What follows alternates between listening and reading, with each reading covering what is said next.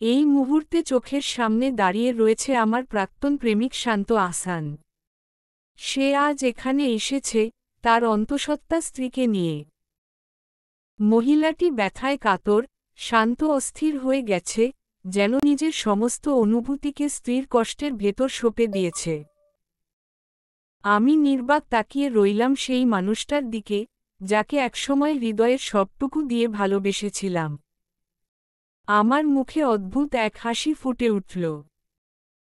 ভালোবাসা না পেলে দুঃখ থাকে, কিন্তু কাউকে ভালোবাসতে দেখে যদি সত্যি মনে শান্তি লাগে, তবে বুঝতে হবে ভালোবাসা আজও মরে যায়নি। আমি মালিহা তাবাসসুম, পেশায় একজন ডাক্তার। কোনো কথা না বলে আমি এগিয়ে গেলাম সেই নারীর দিকে।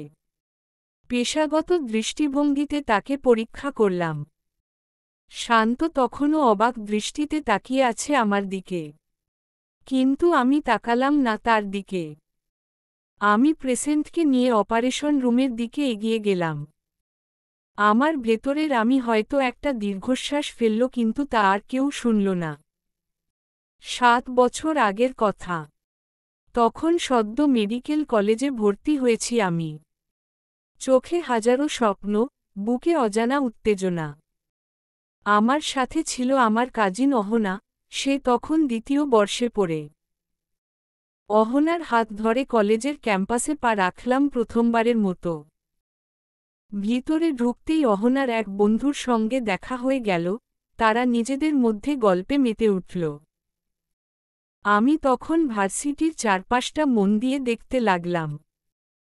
প্রথম দিন তো সব কিছুই অচেনা, আবার অদ্ভুত রকমের টানও লাগছিল এই পরিবেশে।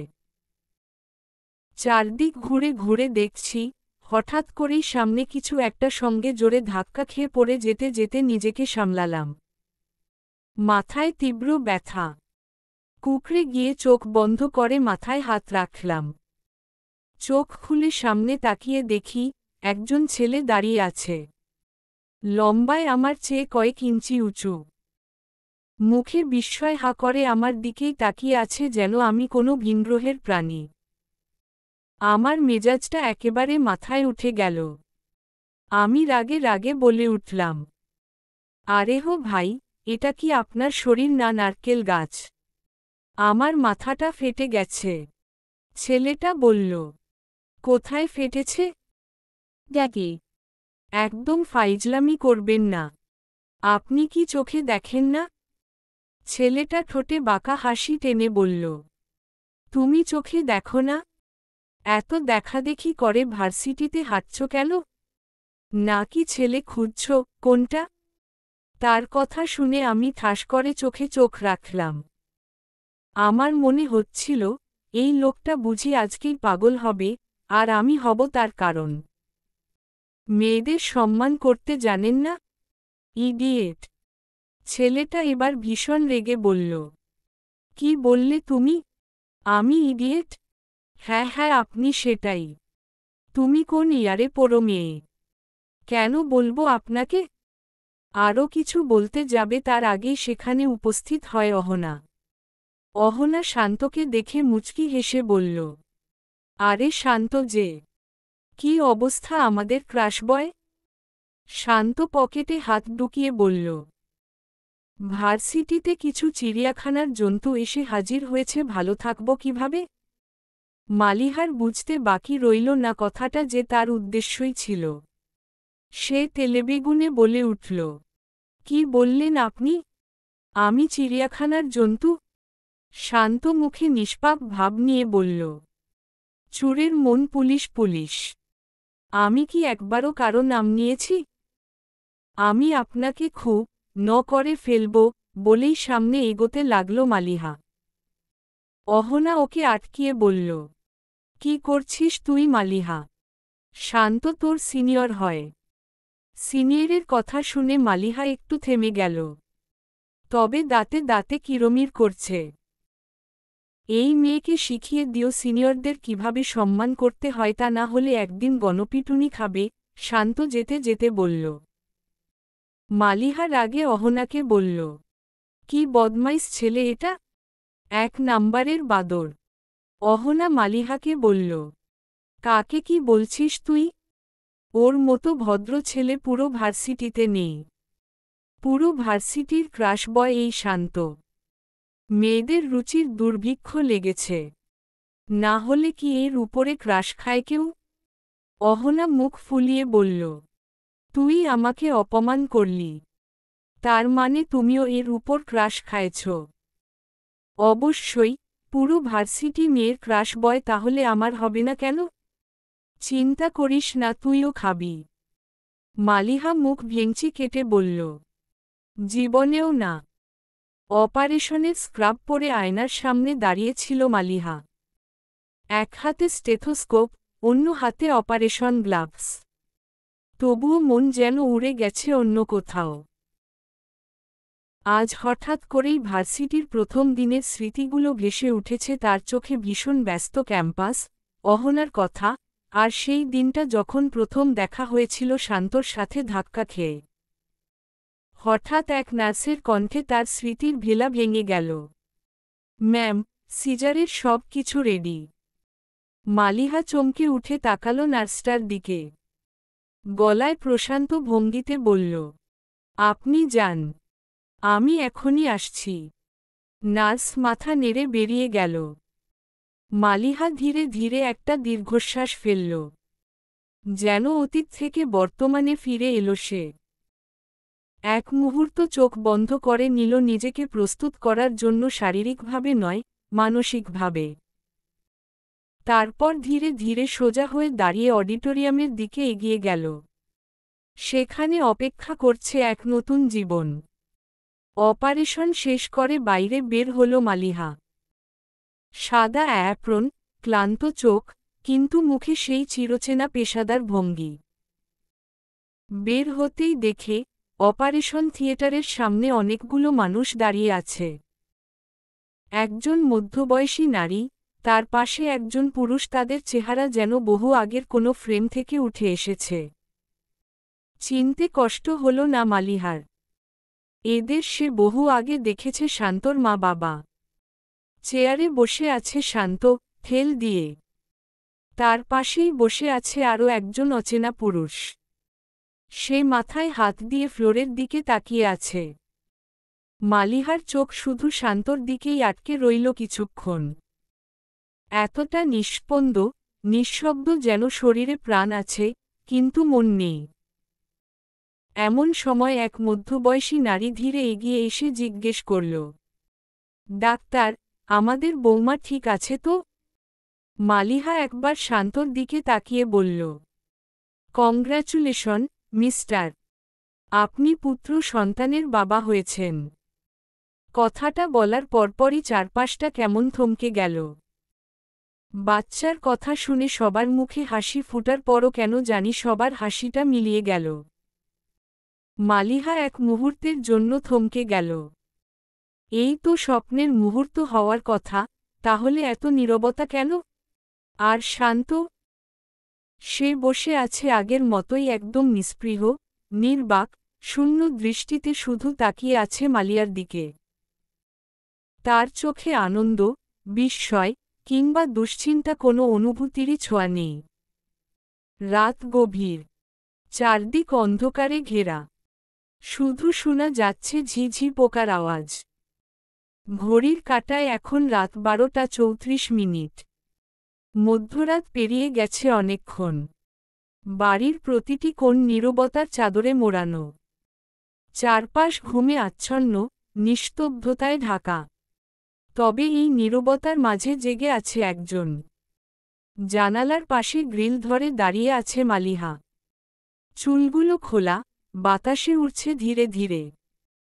চোখ দুটো এক দৃষ্টিতে তাকিয়ে আছে বাইরের গাছপালার দিকে। চারদিকে আধার ঘেরা, হালকা চাঁদের আলো মাটিতে পড়ছে ছায়ার মতো। একটুও ভয় নেই তার চোখে মুখে। বরং এমনভাবে তাকিয়ে আছে, যেন অন্ধকারের সঙ্গে তার অনেক পুরনো বন্ধুত্ব।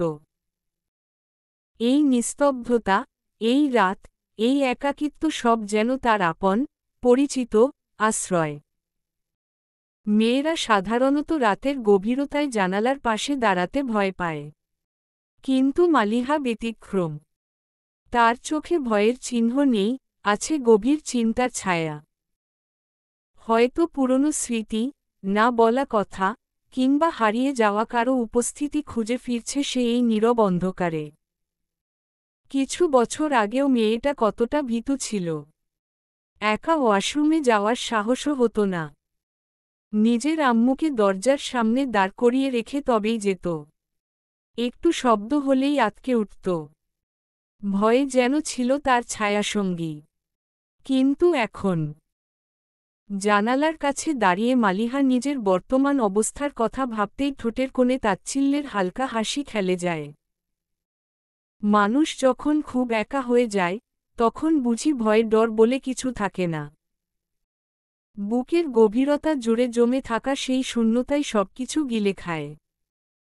এমনই এক গভীর রাতে, চারপাশ যখন নিস্তব্ধতায় আচ্ছন্ন, তখনও মালিহার চোখে ঘুম আসে না। নিঃশব্দ রাতগুলোতে সে ফিরে যায় অতীতের সেই দিনগুলোর মাঝে যেখানে ছিল কোলাহল, হাসি, তর্ক আর কলেজের দিনগুলো। সেই কলেজের দিনগুলো তার কাছে স্মৃতিমধুর।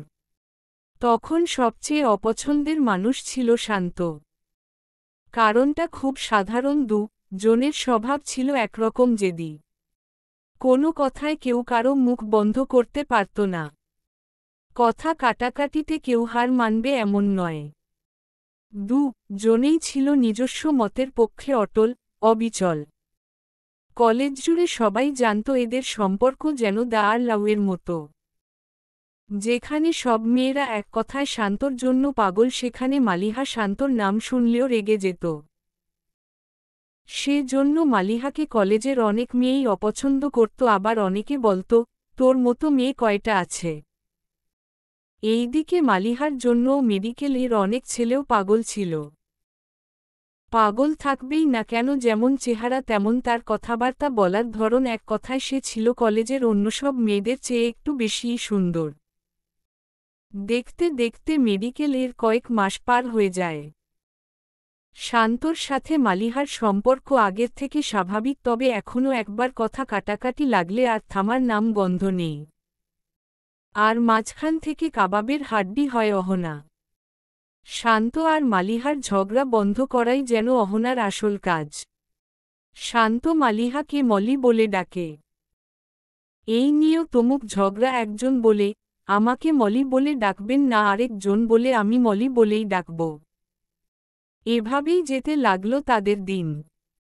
এক পর্যায়ে তারা বন্ধুত্ব হয়। শান্ত, অহনা, মালিহা তারা খুব ভালো বন্ধুত্ব হয়ে যায়। সব সময় তাদের একসাথেই দেখা যায়, শুধু ক্লাস টাইমেই তারা আলাদা হয়। ধীরে ধীরে শান্তর আচরণে পরিবর্তন হয়। অদ্ভুতভাবে মালিহার দিকে তাকিয়ে থাকত, যেন সে কিছু বলতে চায়। কিন্তু যখনই তাদের চোখাচোখি হতো তখনই সে চোখ নামিয়ে নিত। মাঝে মাঝে শান্ত মালিহাকে চকলেট দিত, আরও বিভিন্ন ছোট জিনিস। মালিহাকে বাড়ি পর্যন্ত এগিয়ে দেওয়া আর প্রতিদিন বাড়ির গেইটে দাঁড়িয়ে থেকে নিয়ে আসাও শান্তর জন্য একটা ইম্পর্টেন্স কাজের মাঝেই পড়ত। মেয়েরা খুব সহজে বুঝতে পারে কোন ছেলেটার নজর কেমন, কে কি চায়। এই বিষয়টা মনে হয় উপরওয়ালা মেয়েদের জন্য আলাদা একটা শক্তি দিয়েছে। তাই মালিহারও বুঝতে দেরি হল না শান্ত কি চায়। অবশ্য মালিহা এসব বিষয়ে প্রথমে রাগ হলেও ধীরে ধীরে সেই রাগগুলো পরিণত হয় ভালো লাগায়। 16ই ডিসেম্বর বিজয় দিবস উপলক্ষে মেডিকেল কলেজে একটা বড় পারফরমেন্সের আয়োজন করা হয়। খুব সুন্দর করে সেজে উঠে পুরো কলেজ। কলেজের সকল মেয়েরা নীল কালারের শাড়ি পরেছে, আর সকল ছেলেরা পাঞ্জাবি। এত মেয়েদের ভিড়ে শান্তর চোখ আটকে রইল এক অপরূপা রূপসী কন্যার দিকে। শান্ত বুকে হাত চেপে ধরে বলে, এত সুন্দর মেয়েও আছে বুঝি দুনিয়ায়?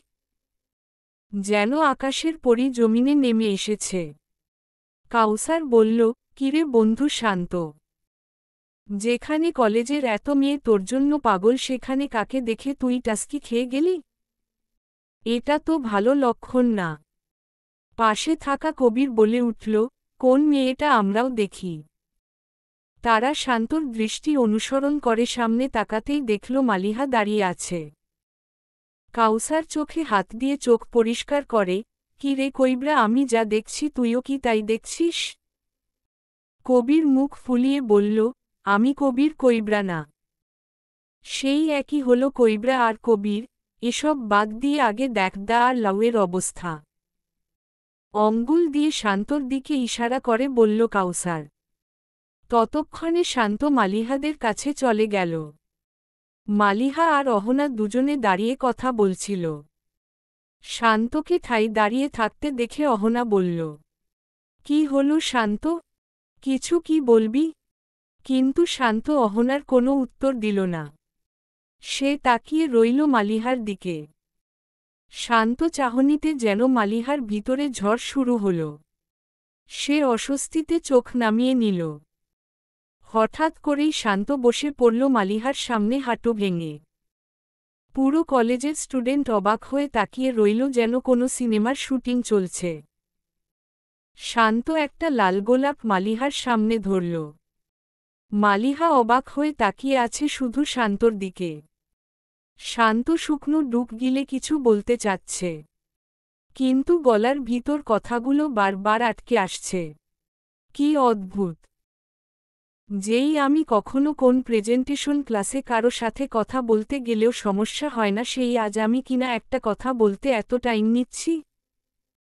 শান্ত নিজেকে নিজে সাহস দিয়ে বলল, মালি, যে ছেলেটা জীবনে কোনো মেয়েকে ভালোবাসা তো দূরের কথা ভালো পর্যন্ত লাগেনি, আজ সেই ছেলেটা একটা মেয়েকে ভালোবেসে তার সামনে নিচু হয়ে বসে আছে। মলি, আমি তোমার পথ চলার বন্ধু হতে চাই সারা জীবনের জন্য। আমি তোমাকে আমার লাইফ পার্টনার করতে চাই। তুমি কি আমার সারা জীবনের ভালোবাসা হবে? তুমি কি আমাকে ভালোবাসবে? শান্তর অবস্থা দেখে মালিহা একদম অবাক হয়ে যায়। এই ছেলেটা তার সামনে নিচু হয়ে বসে ভালোবাসার প্রস্তাব দিচ্ছে সত্যি? মালিহার মুখ দিয়ে কোনো কথা বের হচ্ছে না। কলেজের সবার মুখ হা করে আছে। কিছু মেয়ে অশ্রুভেজা চোখ নিয়ে তাকিয়ে আছে। এটা কি হলো? প্রেম করার আগেই চ্যাকা খেয়ে বাঁকা হয়ে গেলাম। শান্তর সিনিয়র একটা মেয়ে বলল কথাটা। কবির বলল, ছোট ভাইয়ের সাথে প্রেম করতে চাইলে এর চেয়ে ভালো হওয়ার কথা না। মেয়েটা রাগী দৃষ্টিতে তাকালো কবিরের দিকে। সকলে অপেক্ষা করছে মালিহার উত্তরের আশায়। সকলে একসাথে বলতে লাগল, ইয়েস, ইয়েস, ইয়েস বলো মালিহা, ইয়েস। মালিহা চারদিকে তাকিয়ে দেখল। তারপর শান্তর হাত থেকে ফুলটা নিয়ে বলল, হ্যাঁ, আমিও তোমার লাইফ পার্টনার হতে চাই। পুরো কলেজ হইচয়ে মেতে উঠল। শান্ত মুচকি হেসে উঠে দাঁড়াল। মালিহা লজ্জায় মাথা নিচু করে মুচকি হাসল। এসব স্মৃতি এখন অশ্রু হয়ে জ্বরে পড়ে। এখনও একইভাবে বসা মালিহা। গ্রিলে মাথা ঠেকিয়ে রাখার কারণে কপালে দাগ হয়ে গেছে। তখনই দরজা খোলার আওয়াজ হল। ভিতরে ধীর পা এ প্রবেশ করেন এক মধ্যে বয়সী মহিলা। পরনে শাড়ি খুব সুন্দর করে পরে আছেন। ভিতরে প্রবেশ করেই চোখ যায় বিছানার দিকে, সেখানে কেউ নেই। ঘড়ির দিকে তাকিয়ে দেখল 2:43 বাজে, তারপর চোখ যায় জ্বালানায়। হালকা ড্রিম লাইটের আলোয় মালিহার পিঠ ছড়িয়ে থাকা কালো রেশমি চুলগুলো দেখা যাচ্ছে। ধীরে ধীরে ধীরে মহিলাটা গিয়ে মালিহার মাথায় হাত রাখল। মালিহা ধীরে ধীরে মহিলার মুখের দিকে তাকাল। বালালা, এমো, এত রাতে এখানে কি করো, ঘুমাওনি? মরিয়ম বেগম কিছু না বলে মেয়ের হাত ধরে তুলে নিয়ে গিয়ে বিছানায় বসাল। তারপর বলল, কি হয়েছে মালিহা? এত রাতে এভাবে কেন বসে আছো? মালিহা কোনো উত্তর দিল না, একইভাবে বসে রইল। মরিয়ম বেগম একটা দীর্ঘশ্বাস ফেলে বলল, তুমি এখনো কেন ভুলতে পারছো না ওই ব্যাপারটা? তোমাকে আমি কতবার করে বুঝালাম এসব বিষয়ে মনে রেখো না। যত মনে পড়বে তত কষ্ট পাবে। মালিহা প্রাণহীন কণ্ঠে বলল, আম্মু আমি তো কোনো রোবট নয় যে মেমোরি ডিলিট করে সব কিছু ভুলে যাব। মরিয়ম বেগম চুপ করে রইল। মালিহা আবার বলল, আম্মু আমি তো সব কিছু ভুলতে চেয়েছিলাম তবুও কেন এত বছর পর আবারও দেখা হলো? কেন? বলো আম্মু কেন? মরিয়ম বেগম মেয়ের পিঠে হাত বুলিয়ে বলল, জানো তো মানুষ কখন বেশি কষ্ট পায়? যখন সে নিজেকে একা মনে করে। যখন নিজে নিজে মনে করে আমি কষ্টে আছি। যখন তুমি মনে করবে তুমি একা না তখন তোমার কষ্ট অনুভব হবে না। তুমি যদি নিজেকে পৃথিবীর সবচেয়ে কষ্টের মানুষ ভাবো তাহলেই তুমি দুঃখী, আর যখন তুমি নিজেকে সবচেয়ে সুখী ভাববে তখনই তুমি পৃথিবীর সবচেয়ে সুখী মানুষ হবে। মালিহা মায়ের কথা চুপ করে শুনল। একমাত্র এই ব্যক্তিটাই মালিহার মন ভালো করার একমাত্র ঔষধ। মালিহা চুপ করে মায়ের উরুতে মাথা রেখে শুয়ে পড়ল। মরিয়ম বেগম মেয়ের কপালে স্নেহের স্পর্শ ছুঁয়ে দিল। বেলকনির সাথে পিঠ ঠেকিয়ে বসে বই পড়ছে মালিহা। সাইটে রাখা চা।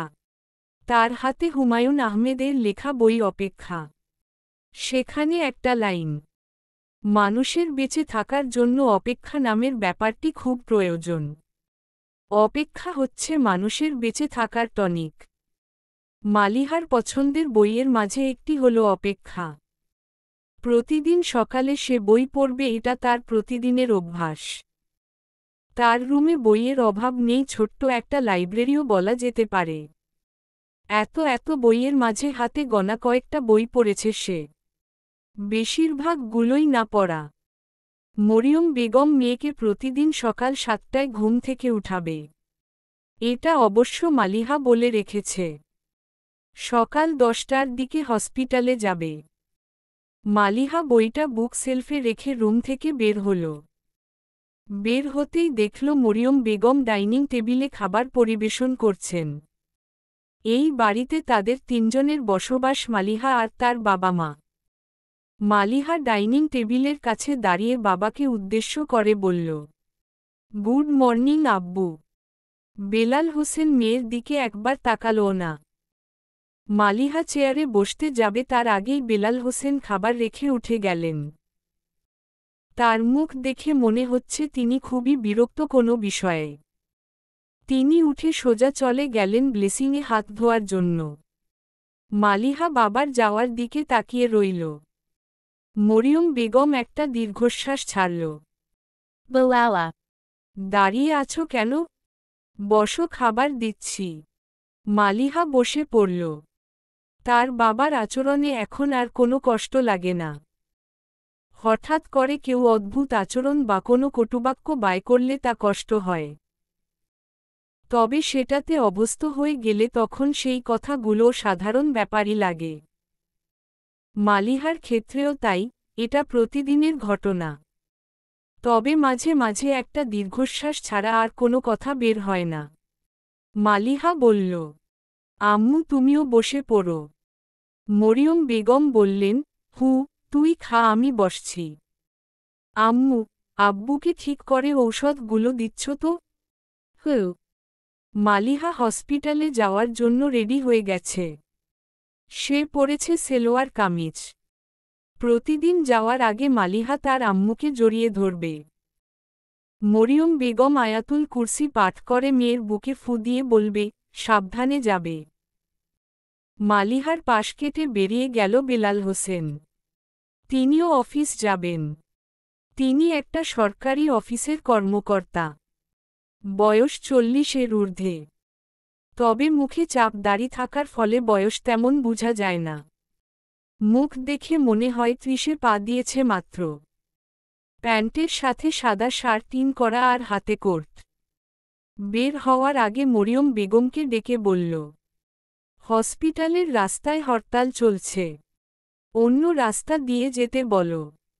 মরিয়ম বেগম বলল, তুমি মেয়েটাকে হসপিটালে নামিয়ে দিয়ে তারপর অফিসে যাও। বেলাল হোসেন কোনো কথা বলল না, সোজা চলে গেল গাড়ির কাছে। ড্রাইভিং সিটে বসে হর্ন বাজালো মেয়ের উদ্দেশ্য। মালিহা মুচকি হেসে বাবার সাথে সিটে বসে পড়ল। বেলাল হোসেন যতই মেয়ের উপর অভিমান করে থাকুক না কেন বাবার দায়িত্ব তিনি ভুলেন না। মালিহা বোধহয় এই পৃথিবীতে এই একটা পুরুষকেই মন থেকে বিশ্বাস করতে পারে। মালিহা গাড়িতে বসে চারদিক দেখছে। মাঝে মাঝে বাবার দিকেও তাকাচ্ছে। বেলাল হোসেন মন দিয়ে গাড়ি চালাচ্ছেন। হঠাৎ করে গাড়ি থেমে গেল। মালিহা অবাক হয়ে বেলাল হোসেনের দিকে তাকাল।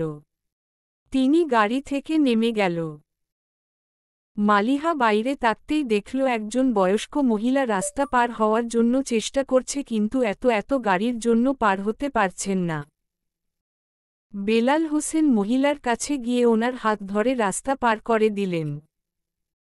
বেলাল হোসেন মহিলার হাতে কিছু টাকাও ধরিয়ে দিলেন। মালিহা তাকিয়ে আছেন তার বাবার দিকে অদ্ভুত নয়নে। তার বাবাকে দেখলেই বোঝা যায় আজও পৃথিবীতে ভালো মানুষ রয়েছে।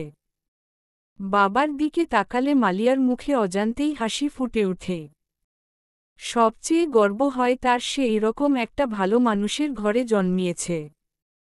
আর সেই লোকটাই কিনা তার মেয়ের সাথে কতগুলো বছর ধরে কথা বলে না। বেলাল হোসেন মেয়েকে হাসপাতালের গেইটে নামিয়ে দিয়ে চলে গেলেন। মালিহা ভিতরে প্রবেশ করতেই প্রত্যেক নার্স মালিহাকে বলতে লাগল, গুড মর্নিং ম্যাম। মালিহার সাথে হাসপাতালে প্রায় সব নার্সদের খুব ভালো সম্পর্ক। মালিহা রোগীদেরকে দেখে এসে তার কেবিনে বসল।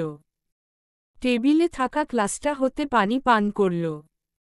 মালিহা ক্লান্ত হয়ে গেছে সকল রোগীকে দেখতে দেখতে। তবে ক্লান্তির মাঝেও আলাদা একটা শান্তির জায়গা এই হসপিটাল। মালিহা একটা ফাইল হাতে নিয়ে দেখতে লাগল। তখনই দরজা কেউ নক করল। আসতে পারি? ইয়েস বলেই মালিহা দরজার দিকে তাকাল। মালিহার চোখ আটকে গেল দরজা দিয়ে প্রবেশ করা লোকটির দিকে। লোকটির পরনে নেভি কালার শার্ট প্যান্টের সাথে ইন করা। লোকটি ধীরে ধীরে এগিয়ে আসল। Bilala. বসতে পারি? মালিহা এবার চোখ ফিরিয়ে নিল। Bilala. জি বসুন। মালিহা আবারও ফাইলে চোখ রাখল। চোখ ফাইলের লেখাগুলোতে থাকলেও লেখাগুলো সব ঝাপসা দেখাচ্ছে। সামনে থাকা লোকটি ডাকল, মলি। ডাকটা শোনার সাথে সাথে মালিহার মনে হল তার বুকের ভিতর কেউ হাতুড়ি দিয়ে আঘাত করছে। এই ডাকটা শোনার জন্যই তো সে কত রাত দিন অপেক্ষা করেছে। কত চোখের অশ্রু বিসর্জন দিয়েছে। তাহলে কেন আজ এমন মনে হচ্ছে? কেন মনে হচ্ছে বুকের ভেতর কিছু চেপে ধরে আছে? লেকটি আবারও বলল, কেমন আছো? মালিহা ফাইলটা রেখে দিল সাইটে। তাকালো সেই পুরুষটির দিকে। লোকটির মুখটা কেমন মলিন দেখাচ্ছে। মালিহা বলল, অনেক বেশি ভালো আছি। আপনি কেমন আছেন? আপনি? ডাকটা শুনে শান্ত মনে হয় একটু থমকে গেল। আপনি থেকে তুমি ডাকা ইটস নর্মাল বাট তুমি থেকে আপনি ডাকা এটা মানতে কষ্টকর। শান্ত বলল, এই পৃথিবীতে কেউ ভালো নেই। সবাই নিজ নিজ স্থান থেকে অসুখী। কেউ অসুখী টাকার জন্য, কেউ চাকরির জন্য, কেউ পরিবারের জন্য, কেউ আবার অসুখী ভালোবাসার মানুষকে হারানোর যন্ত্রণায়। শেষের কথাটা বলতে গিয়ে শান্তর গলা আটকাল। মালিহা বলল, তাহলে আপনি কিসে অসুখী? শান্ত মালিহার প্রশ্নটা উপেক্ষা করে বলল, মনে পড়ে না?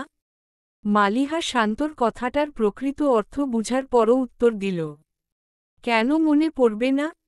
আমি একজন নরমাল মানুষ। আমি স্মৃতিশক্তিবিহীন না।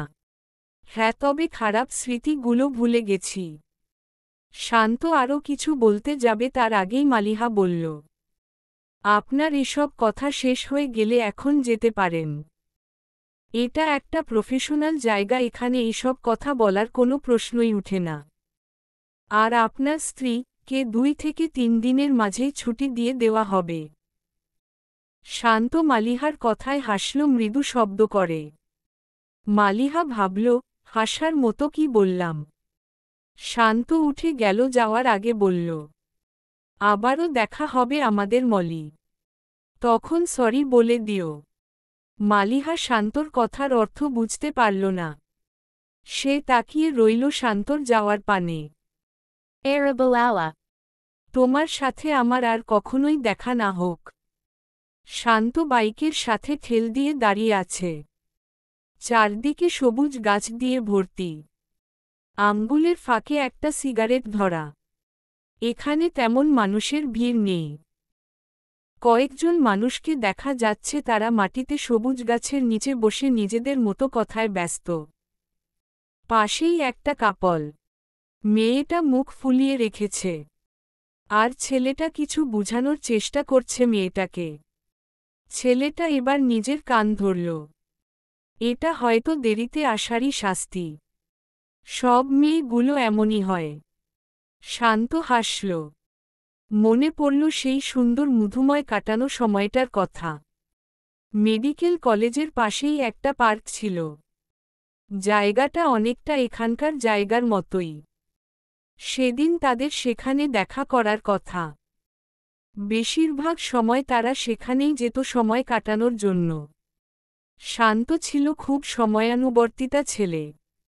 তার সময়ে সহজে নয় ছয় হয় না। প্রতিদিন মালিহার জন্য প্রায় ঘন্টার পর ঘন্টা বসে থাকত। আর মালিহা সে তো এসেই বলত, সরি আসলে আম্মু আসতে দিচ্ছিল না। কিন্তু শান্ত জানত আসলে মালিহার মনেই ছিল না আসার কথা, কারণ একবার উপন্যাস নিয়ে বসলে দুনিয়ার আর কোনো খবর থাকে না। তো আজকেও দেখা করার কথা। কিন্তু আজকে ভাগ্যক্রমে মালিহা আগেই এসে পড়ল। তার কারণ কলেজের ক্লাস শেষ করেই এখানে এসে পড়েছে। আর শান্তর আজকে এক্সট্রা ক্লাস ছিল। যখনই মনে পড়ল মালিহার সাথে দেখা করার কথা, তখনই সে ক্লাসের জানালা দিয়ে বেরিয়ে চলে এসেছে। এসেই দেখল একটা বেঞ্চে মালিহা বসে আছে মুখ ফুলিয়ে। শান্ত হাত ঘড়ির দিকে তাকিয়ে দেখল 6 মিনিট লেট। শান্ত গিয়ে মালিহার পাশে বসতে চাইলে মালিহা রাগী দৃষ্টিতে তাকাল। তারপর বলল, কখন আসার কথা ছিল? শান্ত বলল, মাত্র 6 মিনিট দেরি হয়েছে। মালিহা রেগে তার হাতঘড়িতে টাইম দেখে বলল, 6 মিনিট 54 সেকেন্ড লেট। এটা তোমার কাছে মাত্র মনে হলো? এমন কেন করছো? তুমি তো ঘন্টার ঘন্টা লেট করো। তখন তো আমি কিছু বলি না। শান্ত বলল, আমরা মেয়ে মানুষ, আমাদের দেরি হবেই। আমাদের রেডি হতে টাইম লাগে অনেক। আর তোমরা ছেলে মানুষ, তোমাদের কেন এত টাইম লাগবে? তোমরা কি শাড়ি পরো, চুড়ি পরো, মেকআপ করো? মালিহা রাগী গলায় বলল। শান্ত এখন গলায় জেদ নিয়ে বলল, তুমি মনে হয় ভুলে যাচ্ছ আমি মাত্র ক্লাস রেখে এখানে এসেছি। আমি জীবনেও কোনো ক্লাস বাদ দেই না। আজ তেমার জন্য আমার ক্লাসটা বাদ দিয়েছি। আর তুরিমি কিনা রাগ দেখাচ্ছ? দেখো দেখো, জালানা দিয়ে পালাতে গিয়ে হাত কেটে গেছে। শান্ত নিজের হাত মালিহার সামনে ধরে দেখাল। মালিহা আর চোখে তাকিয়ে দেখল। সে জানে তার দোষ, তবুও হার মানবে না মেয়েটা। শান্ত বুঝতে পারল দুনিয়ার সব দোষ ছেলেদের, মেয়েদের কোনো দোষ হতেই পারে না। এই জন্য তাকেই রাগ ভাঙাতে হবে। শান্ত মুচকি হেসে পকেট থেকে একটা বেলি ফুলের মালা বের করে মালিহার দিকে হাত বাড়িয়ে দিল। মালিহা মালাটা দেখার সাথে সাথে মুচকি হাসল। মালিহার বেলি ফুল খুব পছন্দ। শান্ত মুচকি হেসে মালিহার হাতে মালাটা পরিয়ে দিল পরম ভালোবাসায়। শান্ত হাফ ছেড়ে বাঁচল। শেষ পর্যন্ত রাতটা ভাঙল। শান্ত বসে বলল, বেলি ফুলের কাহিনীটা শুনবে? মালিহা ব্রু কুচকে বলল, বেলি ফুলের কাহিনী আবার কি? কলেজ থেকে দৌড়ে পালিয়ে আসার সময় দেখলাম গাছের নিচে একটা ছেলে চোখে লাল চশমা লাগিয়ে হাত একটা বেলিফুলের মালা আর কয়েকটা গোলাপ নিয়ে দাঁড়িয়ে আছে। আই থিংক কারো জন্য ওয়েট করছিল। দৌড়ে আসার সময় এক হাত থেকে মালাটা নিয়ে অন্য হাতে টাকা ধরিয়ে দিয়ে চলে আসলাম। ছেলেটা পিছন থেকে চিৎকার দিয়ে বলছে, ভাই আমি ফুলওয়ালা না, বলেই শান্ত জোরে জোরে হাসতে লাগল, সাথে মালিহা হাসতে লাগল। শান্ত নিজের হাসি থামিয়ে দিয়ে অপলক দৃষ্টিতে দেখতে লাগল।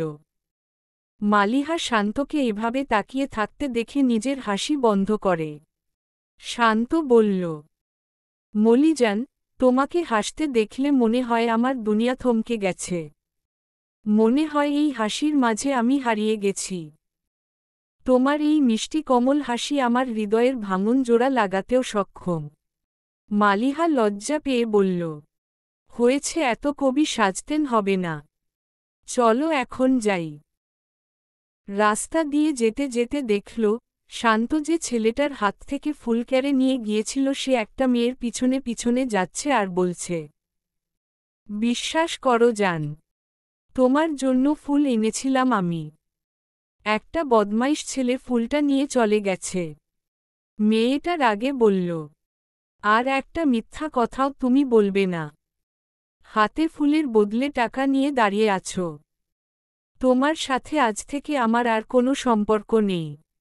ব্রেকআপ।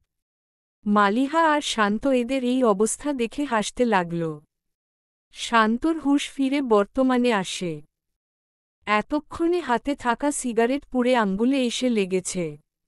জলদি করে সিগারেট ফেলে দিল। তখনই সেখানে উপস্থিত হয় কবির আর কাউসার।